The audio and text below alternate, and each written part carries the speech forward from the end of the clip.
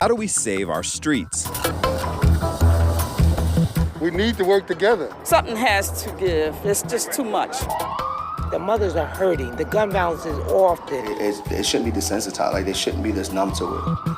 It's a daily question that has become even more intense as the crimes become more frequent and senseless. This is the law aspect of it. This is grassroots solutions to gun violence. Government needs to work with the grassroots. They need to work with community and stop working against community. The immediate answer that we hear most often is police. We need better coordination. So no, we don't need police to do that. We need caring community members to stand together and say, no, not here, not on my block. And police are important. But the next 30 minutes, they're about us, the community. It's about shedding light on the things that young people go through, they face, and just in hopes of giving them a different perspective. But a better man, that can't happen. Because ain't no real man gonna do what you did to their family. We have to be intentional about the work we do. The community has to be a big part of that play. What can we do? What should we do? And are we willing to do it? You invest in communities when you want to gentrify. So that's the best needs community for the indigenous folks that's been there for 3 and 4 generations. This is Save Our Streets, Community Solutions. Each Save Our Streets special focuses on a different aspect of trying to make our city better. I'm Bill Anderson, and this time we explore how communities can get involved and have gotten involved. Are we doing our part to support the police, and are they supporting us? And do the needed resources get into the hands of the people and neighborhoods who need them the most? And that's where we start, with an attempt to show that there may be funding available to help. We will also, I should say, be available to answer some questions about the homicide death of the 14-year-old, which occurred over the weekend. It's a regular occurrence in Philadelphia. District Attorney Larry Krasner's update and press conference on the latest series of gun violence on our streets. There have been 8 homicides in the space of 72 hours. The press conferences, for obvious reasons, generally take on a somber tone. What does this look like? But at this recent conference, there was a focus on solutions, things that have been done, and ways that the district attorney can offer resources. There will be more forfeiture money distributed within a few weeks, and we want to make sure that every nonprofit organization in Philadelphia is aware of this and understands the details of how they can apply. Thank God that I'm able to get out of the bed every day and continue to fight. This was an attempt to address likely the most common complaint from community groups that are out on the street doing the work, the complaint that they're too busy trying to save lives to apply for grants or raise money, and they need help. Something the DA's office says they can provide directly to the neighborhoods that need it the most using seized drug forfeiture fund. We try to take the money that came from a particular zip code and put that money back into the zip code, because we do not think that drug dealers and other people who engage in criminal activity should be tearing apart that neighborhood. We feel the money should go back in there to be reinvested to try to prevent further violence in that neighborhood. Now, to be clear, these are not huge sums of money. To date, we have granted 43 organizations a total of about $950,000. But for several organizations, it's the first step in healing communities. We need to make sure people's basic needs are met before we can try to teach them, before we can try to reach them. It's essential that they have food and housing and everything else. Kyle, the conductor Morris, leads one of the groups who spoke, trying to let others in the community know that we have to take on this challenge together. And he knows firsthand the lasting damage being done. I was shot 6 times. I was at the hospital in 5 days. He also knows how important it is for resources and intervention to be available immediately if we really want to see things get better. When I was shot, somebody stepped on someone's Timberland, like something out of a 90s movie. Like this is how it started. And even though we shook hands and squashed it, one of them still wanted to fight. So these things happen fast. Went from eating mac and cheese and playing Taboo to on a stretcher, giving my mom's phone number, like before I passed out. And that's how fast these things go. The district attorney's office on this day wanted to make sure that people know about these resources and how to apply for them. But it was also a wake-up call that the violence prevention funds being spent are not enough, or at least not getting to the neighborhoods in need, and we must do more and better to save our streets. We're looking for the funds or someone who can offer an in-kind donation to give us therapy. Our young people need therapy. Black Men Hill is going to do a workshop with our teens who have experienced, the gun violence, but we need more resources.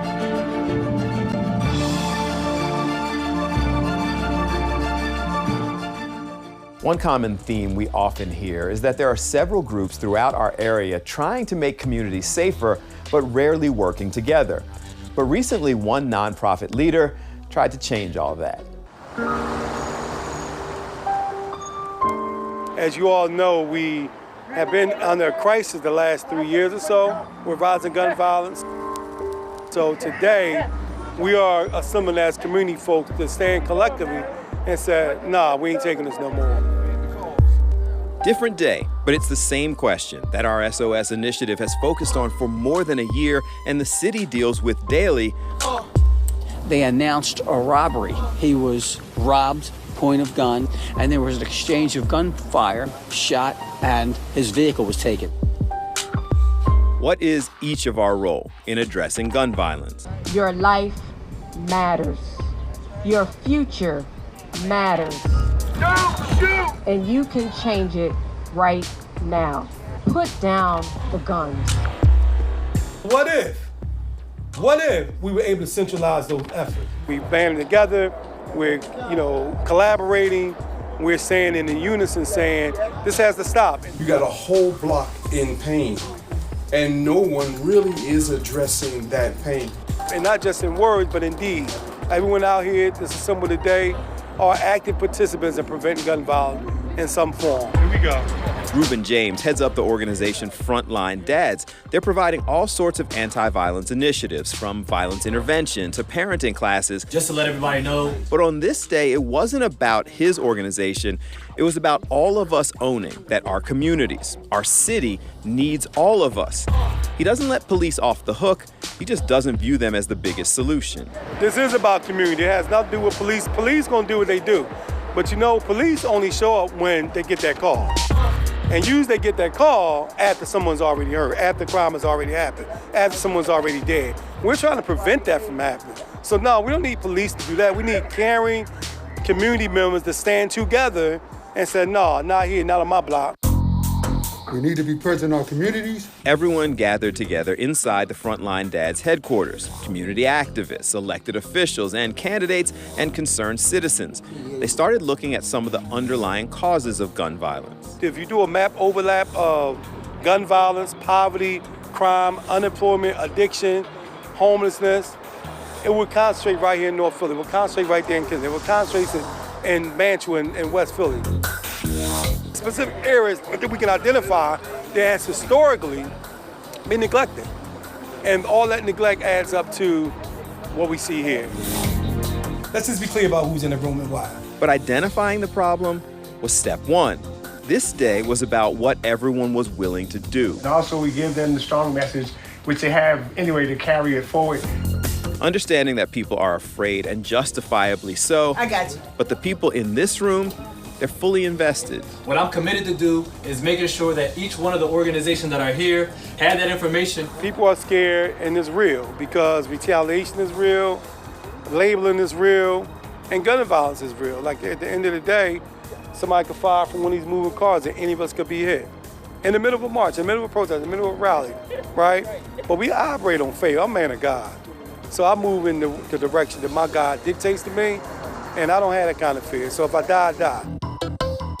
The meeting was the jumping off point, followed by them walking through Stop the violence. and agreeing to try and establish a presence in known city hotspots. 2 blocks away, 3 blocks away, 1800 block of Susquehanna is one of those hotspots listed in the 57 blocks where we know it's a high rate of gun violence. There's a high concentration of gun violence. And we can address it through city resource, community efforts, collaboration, and just trusting that we could change it. And the 57 blocks that he mentioned is the initiative that they're working on that they hope everyone will support, demanding direct investment from government into the neighborhoods that most acknowledge need it the most. 10 or more shootings that have occurred since 2015 makes you one of those 57 blocks, and there are actually now 77 of those blocks in the city. I want to say it again, 10 or more shootings. That means you got a block that's traumatized. That means you got a block that is hurting. That's why us adults can't do it. Even if you're scared to come out your home, even if you don't have the mobility to march, if you don't have the time to commit to supporting one of these initiatives, you can make a phone call or shoot an email to your elected official and say, we need you to support the 57 Blocks initiative. It's another way communities are stepping up, trying to save our streets. Stop violence. From the streets to the schools. Next, a traveling play using their voices to teach young people how to make better decisions.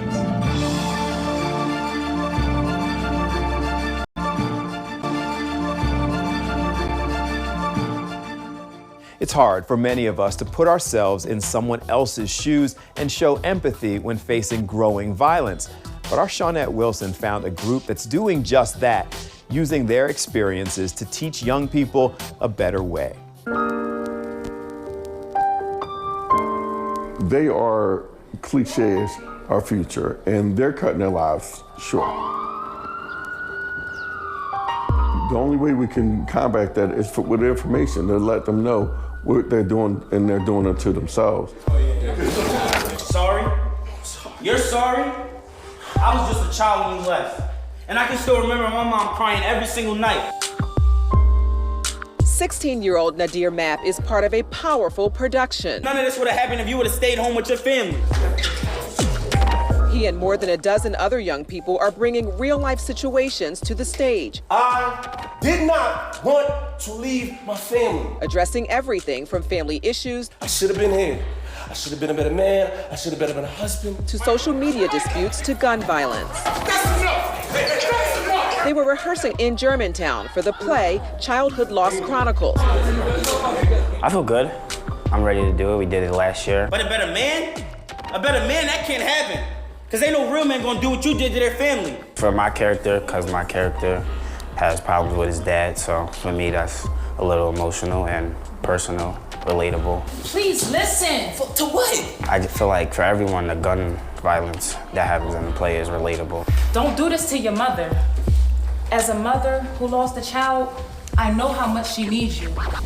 Nadir is anxious for others to see what the cast has been working on since November. They just understand how the littlest things can change someone's life. What is going on? Mom, I don't know. I promise you I don't know what they're talking about. All I know is some girl at my school said that Tarika and Malika were online talking about me and Sarissa. I just hope that when they see that, they have that in their minds for the future, like, okay, it's not that big of a deal. I don't want to lose my life over something that small. And we heard about everything. Everything like what? I don't even know who her boyfriend is, like I already told y'all over the phone. Man, listen, you gotta walk away. Lyle Islam wrote the play. Say your lines. Say that line, because that's very important. You know, we're talking about gangs. And coaches the cast in bringing the script to life through raw emotion. I'm tired of this fake final way stuff y'all talking about. I'm not in this choice.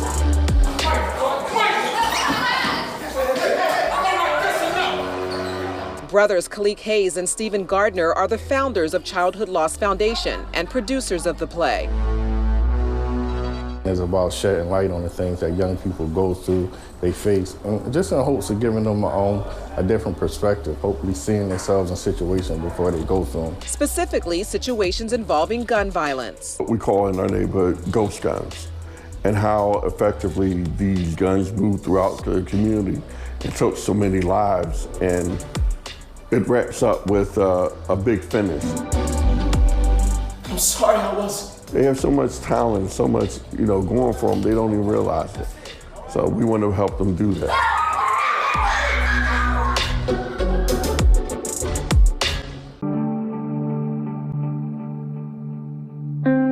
When you discuss community solutions, it only makes sense to speak directly to people who live and work in our city and hear your thoughts. So that's what we did. Do you feel safe in the city right now? I think it depends. I would say no, I don't. Well, no. Do you feel safe in the city right now? No, not now. I think now I've noticed the situation has improved a little bit. Like I do notice like a greater police presence, for example. There is also some like on the street patrol, but I think things can definitely be a little bit better. What I see on the L and the buses is absolutely horrible. Throughout the years, I was able to walk and go places and not feel like I was threatened by the surroundings. It just, you know what I mean, people need to come together. I feel like the community has to change. It's not only about police. It's dangerous. I think Philadelphia right now is at an all-time low. Lately, it's been a lot of unnecessary and undue violence and harm to other people, and it leaves me very skeptical. Are we doing enough as a city to fix it? I think we need to all pray every day, pray hard, and stay armored, not armored with weapons, but with God. I just think that we need to pay attention to the youth. I think it's fixable. People need to ease up on the police because they have a hard enough job as it is. With the police presence or resources, like you also want the community to feel safe. So like I do think there is like a room that we can do, like I don't know if it's community building. They need to also have respect for themselves. Morally, our children are lost. And I think that's where a lot of it, lies. Give them more attention. Say something if you see something, even though I know it's scary because they might beat you up. Maybe if parents and others pay a little bit more attention, then it's doable.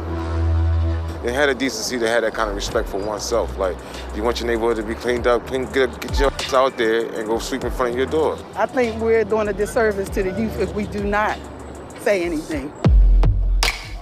Do you think we can fix it? Do you think we will fix it? No. It's already broken. Are you at least hopeful or are you discouraged? You said Philly's at an all-time low. I'm still hopeful. Because I just pray all the time.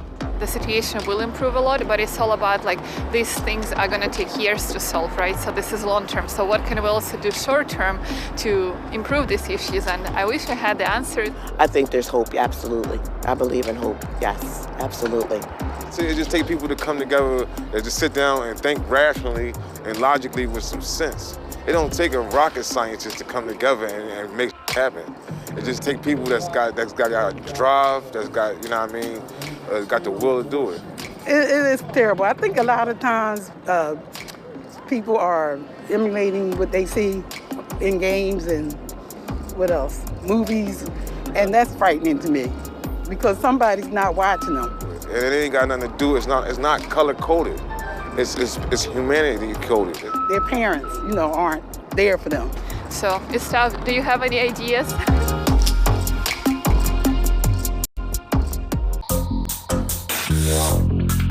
The most important part of our SOS initiative, frankly, is you.